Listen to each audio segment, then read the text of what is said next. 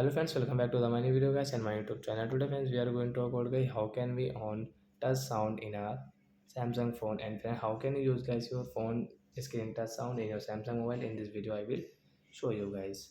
So before starting video friends, first of all go and subscribe the channel, click the bell icon and like my video. First of all guys, open your phone setting.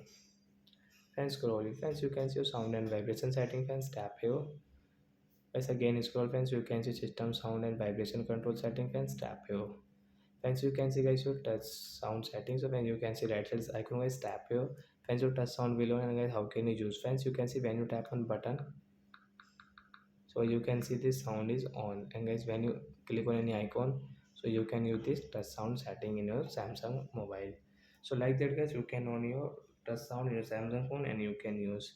So that's it guys, thanks for watching the video and we will meet on next video with new topic. Before going, please go and like the video, subscribe the channel. Bye my friends.